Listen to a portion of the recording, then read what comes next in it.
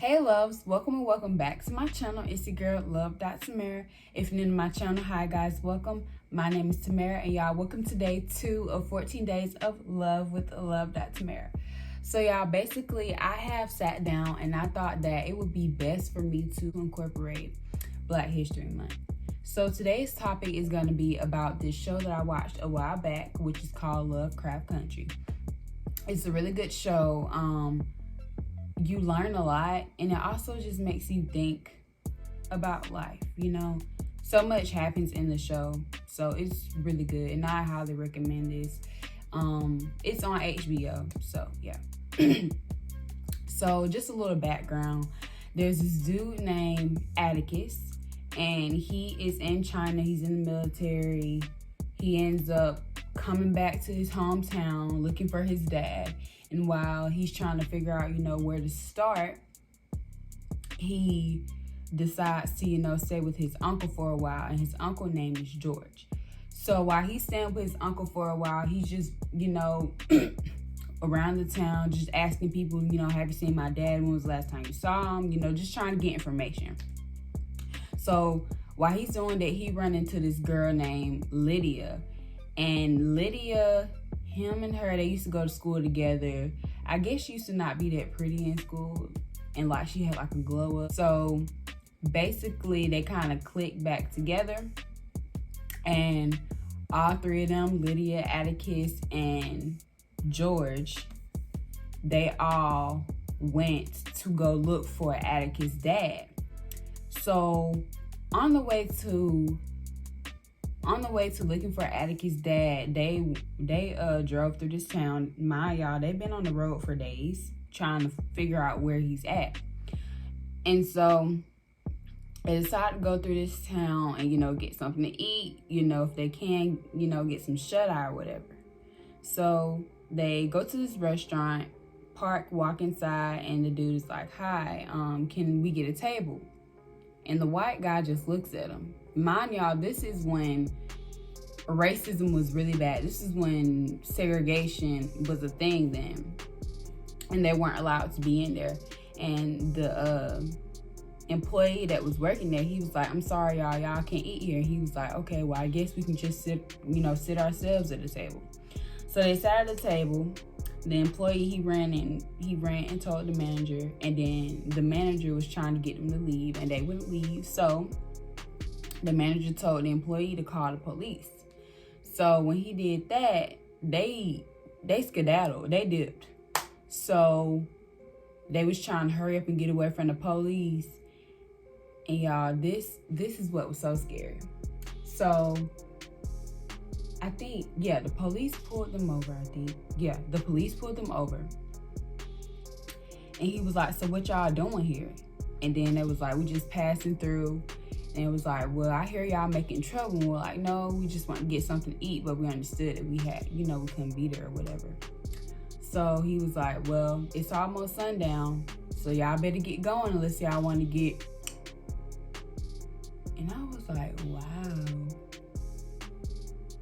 So they got in the car and they started driving. They was driving as fast as they can. And the police was driving right behind them. So there was this long road.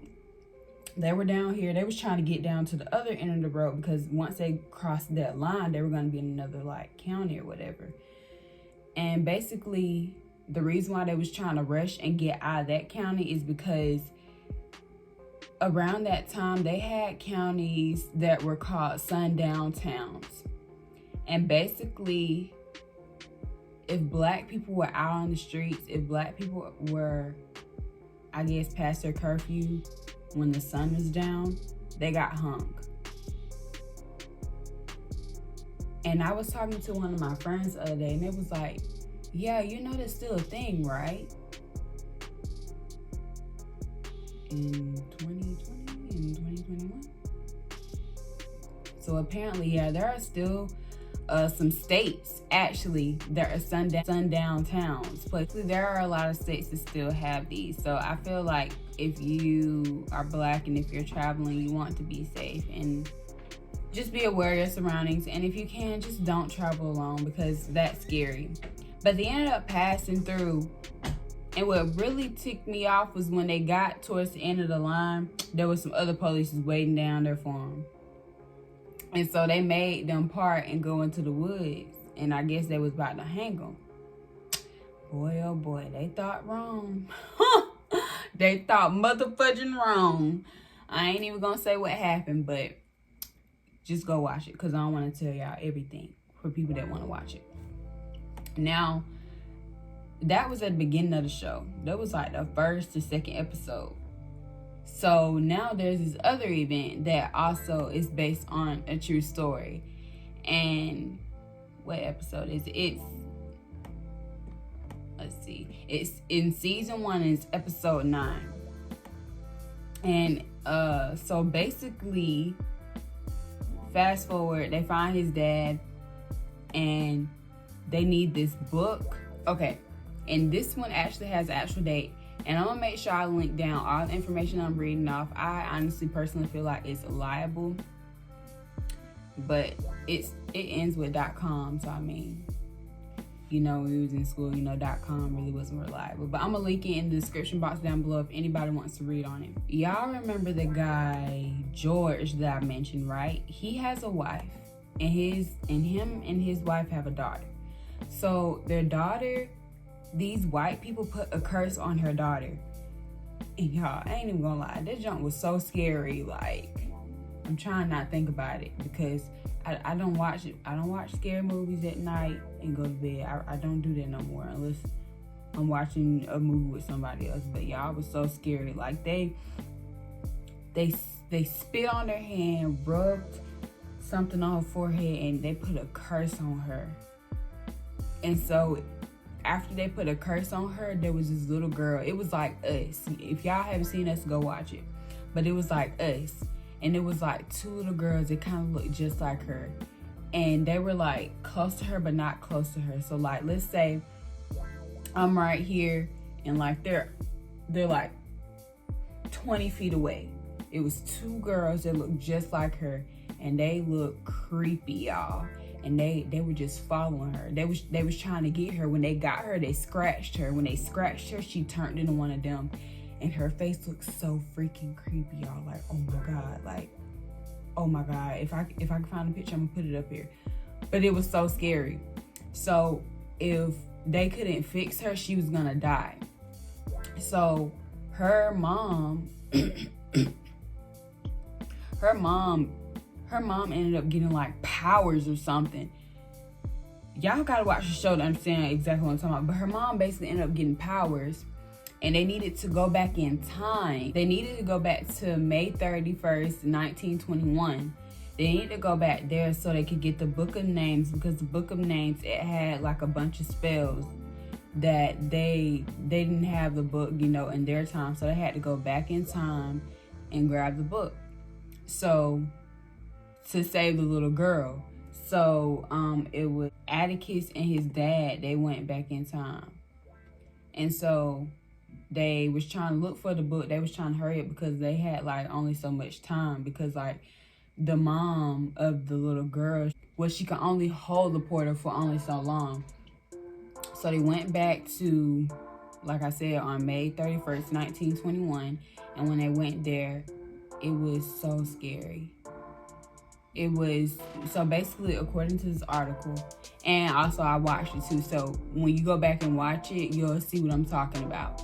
So basically, it says, on May 31st to 1921, a mob of white people attacked the Greenwood district in Tulsa, Oklahoma.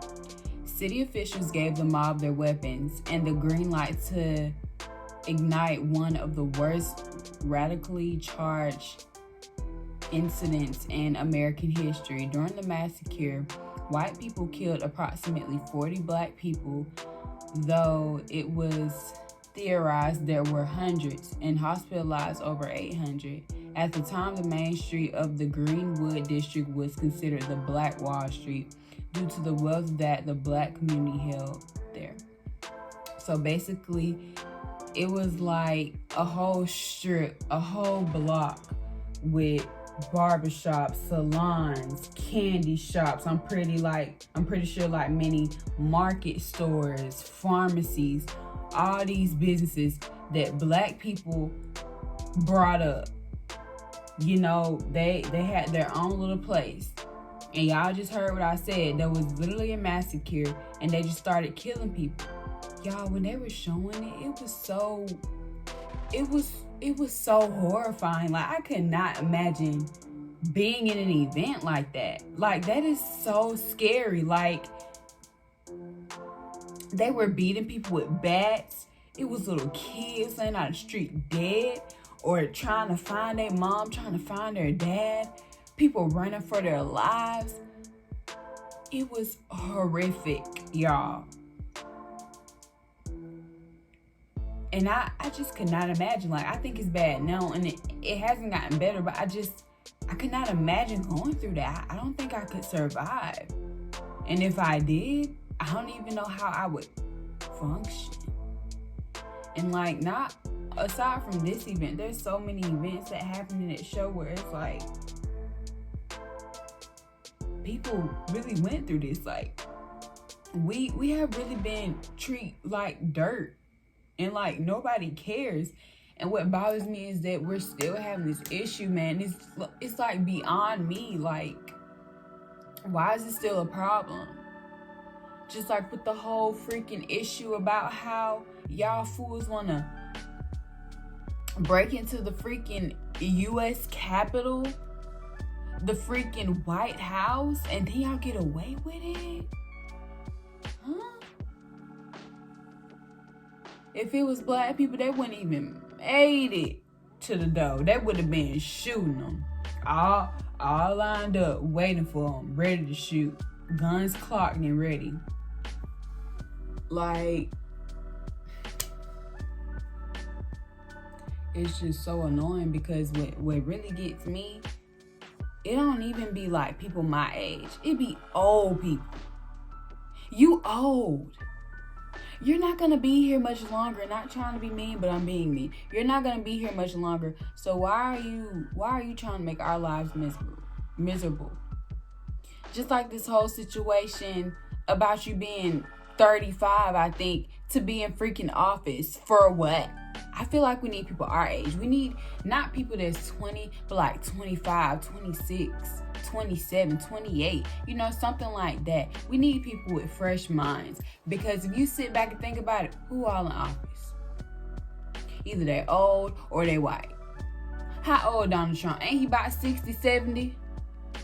Exactly. How old Biden? Ain't no telling. How old was Bernie? Ain't no telling. My point is, why do we have to wait till we get almost so freaking old to take on so much responsibility? Why not do it at a young age? Because you can take it. Especially in my generation, like, we take on pressure. I mean, it's not healthy, but that's how stuff get done. I will say, everything that we're going through, our ancestors are vouching for us. They really are. They're happy that we're making it. They're happy that we're being first college generation students. They're happy that we're aware of what's going on around our surroundings. They're happy that we're trying to make a difference. They're happy that we're trying to learn about our culture, our true history. They're happy about all of that, y'all. There's so many more people that have made such a difference for us, aside from Martin Luther King, Rosa Parks, Malcolm X. And I know it's some other people too, but I don't know, because we weren't taught it. So I need to learn it myself, because when I bring kids into this world, my kids are going to know about our ancestors. My kids are going to know about our culture. They're going to know about our heritage. But I highly recommend this show. It's so good. I don't care if you're black, white, yellow, purple, go watch it, because it makes you be more appreciative of people. It's just so sad. And none of this probably will not change until I'm dead, until I'm long dead and gone. It'll probably be a whole nother century before we get past this. But however we get there, let's get there, America. But yeah. If y'all enjoyed this video, make sure you give it a big thumbs up, click that bell notification, and make sure you subscribe. I will see y'all tomorrow. Y'all take care and be safe. Peace.